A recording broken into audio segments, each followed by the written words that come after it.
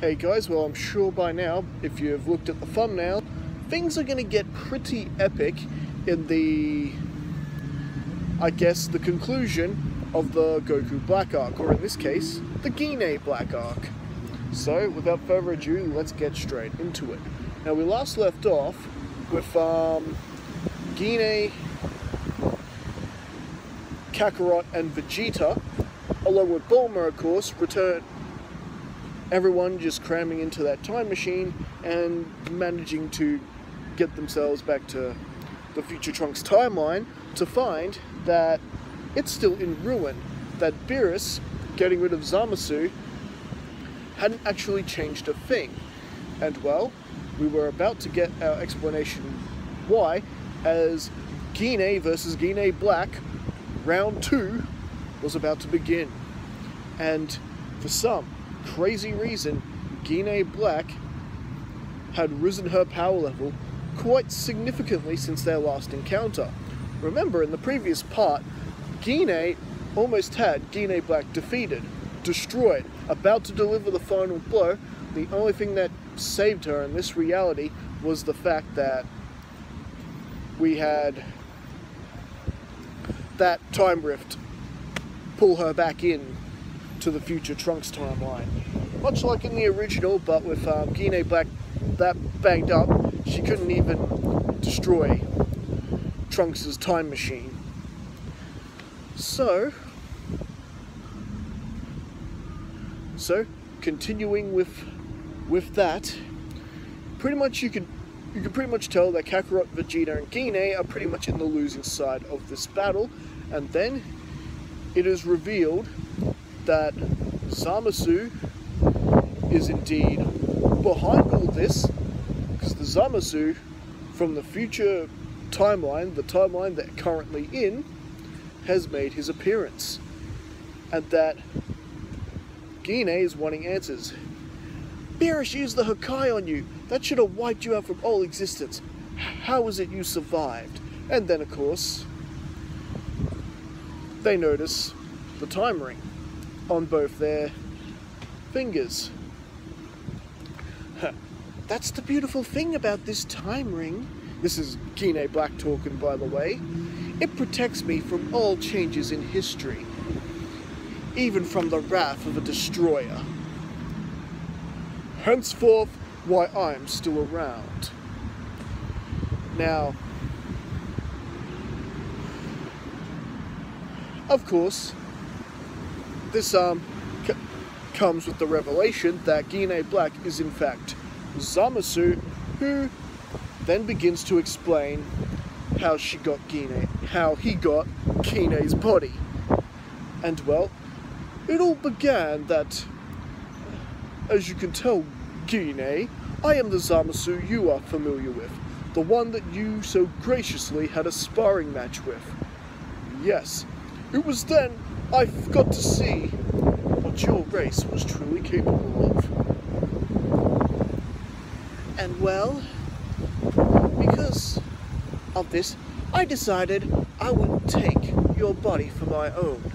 After I got rid of my master, the Supreme Kai of Universe 10, stealing his Potara earrings and the time ring, promoting myself to Supreme Kai, I was able to find the time ring, track down the Super Dragon Balls, and I asked the dragon if I could switch bodies with you.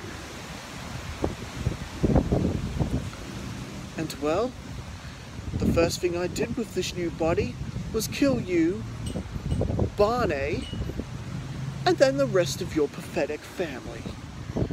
This, of course,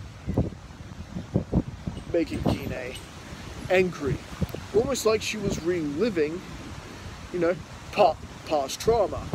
The loss of her husband back when Planet Vegeta was destroyed, her race being destroyed, and now finding out that this being had the audacity to murder her entire family, her grandchildren, everyone. Oh no, it was on.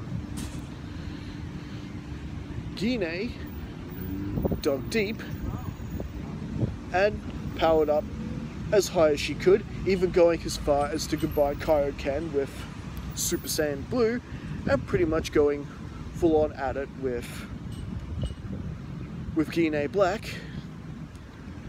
And of course, the battle being, you know, such a mess that Guinea would battle with the immortal Zamasu, with that not doing anything, and Vegeta would have a go against Guinea Black, and Kakarot would have a go against Guinea Black.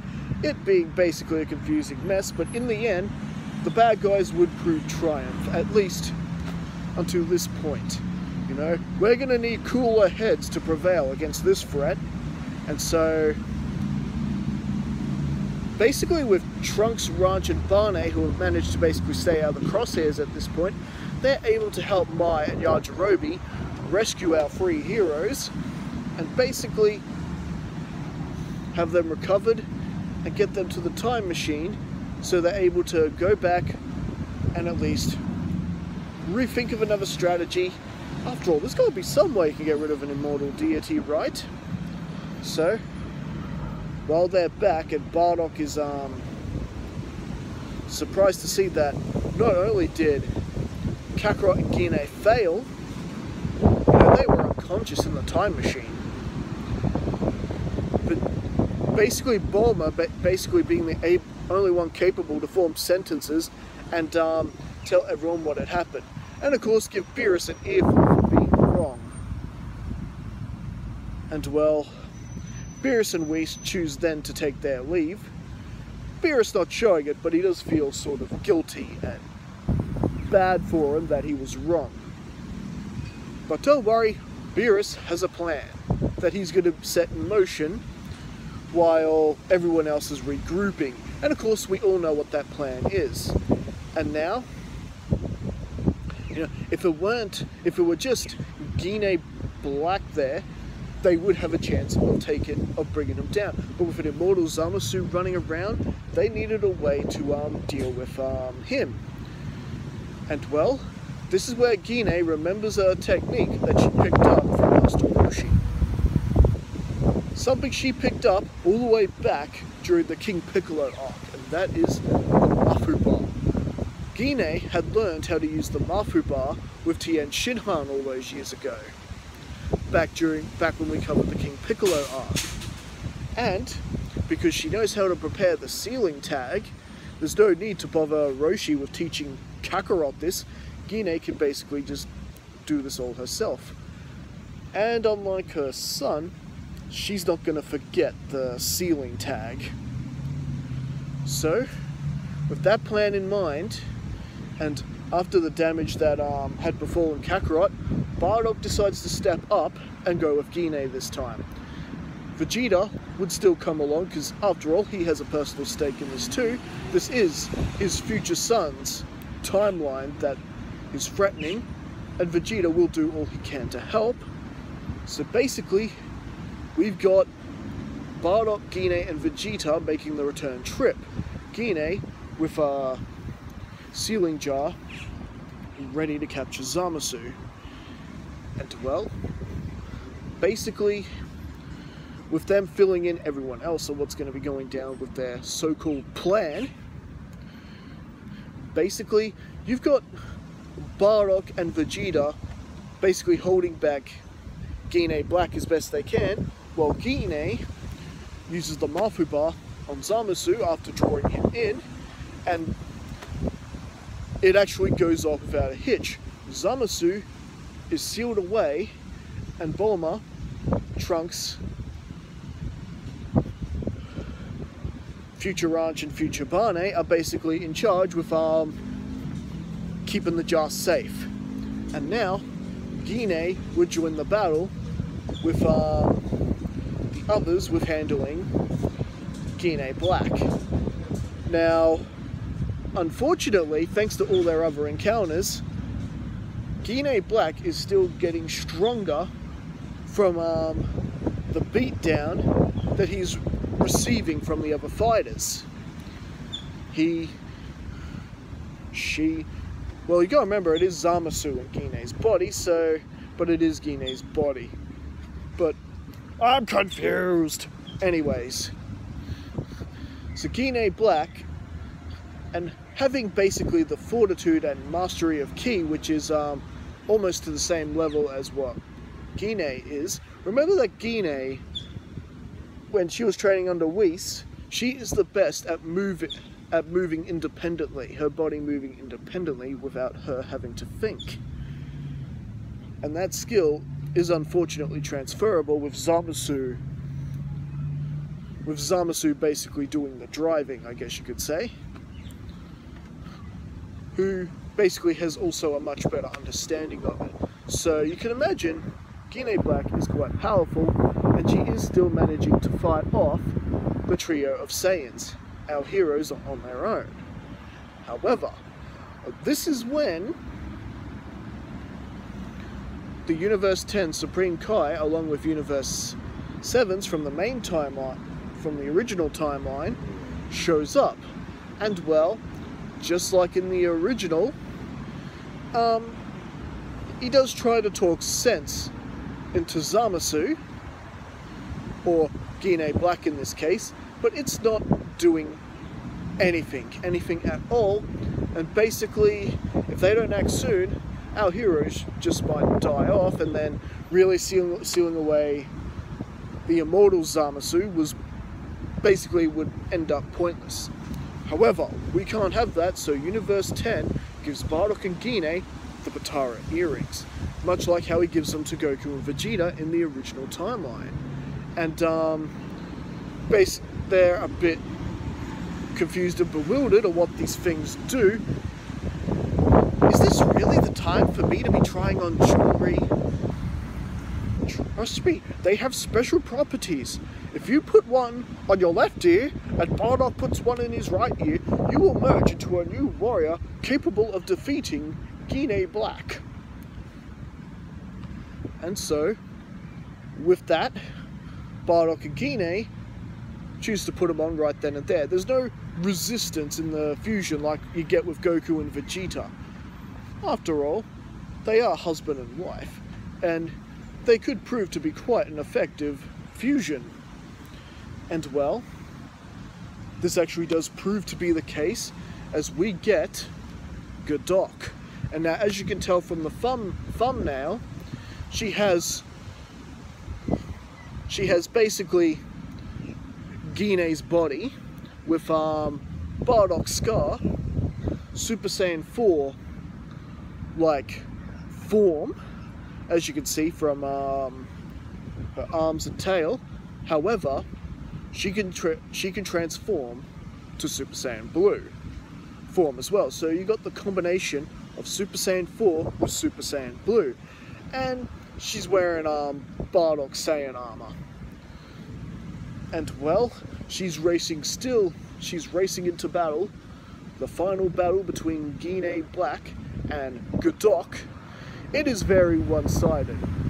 Bardock and Gine's power is very potent, being husband and wife and very much on the same page. You've got Gine's mastery of ki control and independent movement, along with Bardock's instincts for combat. It is quite a savage and brutal force to be reckoned with. Gine Black can't do anything about this. And well,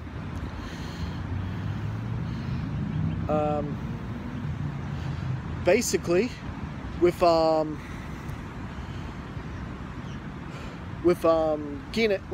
Black unable to do anything about this, and is just about on his last legs, Godok powers up a final attack, which is basically a combination of a Kamehameha and the technique that we've seen Bardock use in a couple of occasions.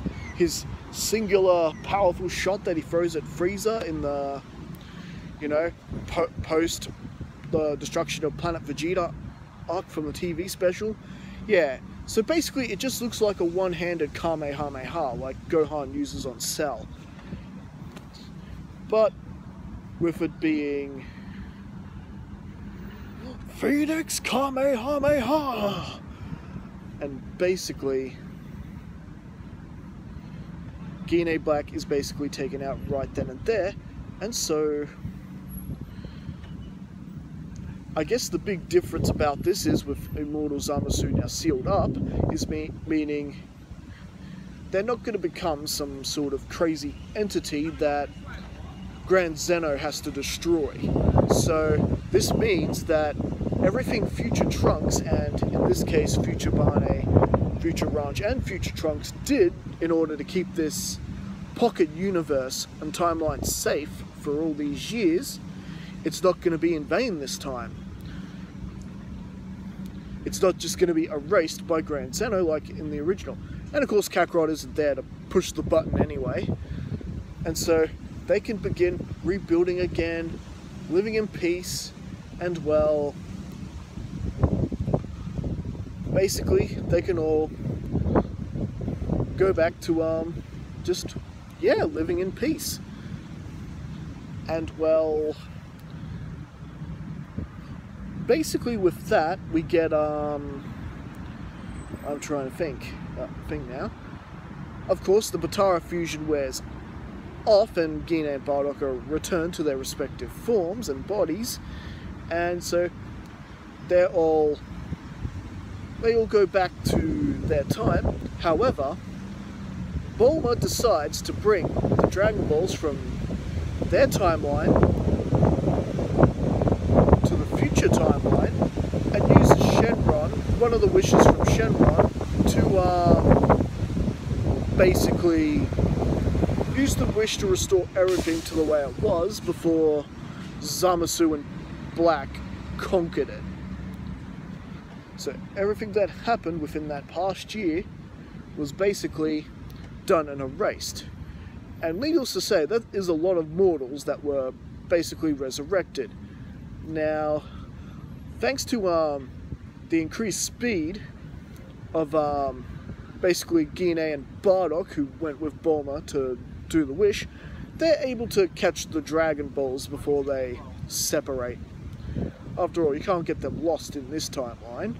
That would be a serious infraction of history. So basically the duo were easily able to catch all 7 Dragon Balls without them splitting apart.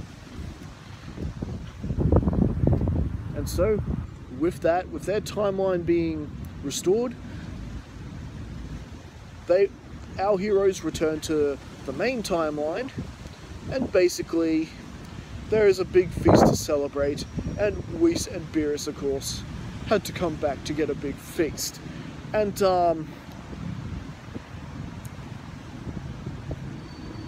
well, basically with that, I think that's basically where we can leave things for the time being. So what do you guys think? Did you enjoy this story? Did you enjoy the fusion battle, having Godok introduced and putting an end to Gine Black? Now, just to be clear, this is what happened to Zamasu's jar. Gine decided to make a little trip to Otherworld, specifically to the Hell Realm. You may recall that she had a bit of a visit. She spent a little time in Hell Realm back during when we were covering the Saiyan arc on her way back from King Kai's place. And she was basically assisted by Goz and Mez in getting out of there. Anyways, she takes Zamasu's jar to a very familiar realm that we basically covered in the What If. The realm where Bardock originally covered in the What If. Now, if you read my comic book version, which I'm currently working on, that didn't happen to Bardock in the comic book version. I died that down. However, knowledge of that realm still exists, and you'll find out why as you read the comic version of this What If. Now, this realm is basically just a pitch black realm, except that there's just this permanent raging inferno in there. And once you're caught in this fire, there is no escape. So, Gine throws the jar inside and just flies away. Even if Zamasu were to somehow free himself, he would be trapped forever in this fire with no way out. So, and again, so anyways, let me know what you guys think of the story. Leave your thoughts in the comments. Don't forget to like and subscribe to the channel if you haven't already. And I'll catch you guys again next time as we carry this story on now that the Tournament of Power arc is fast approaching. Alright, see you guys next time. Have a good one.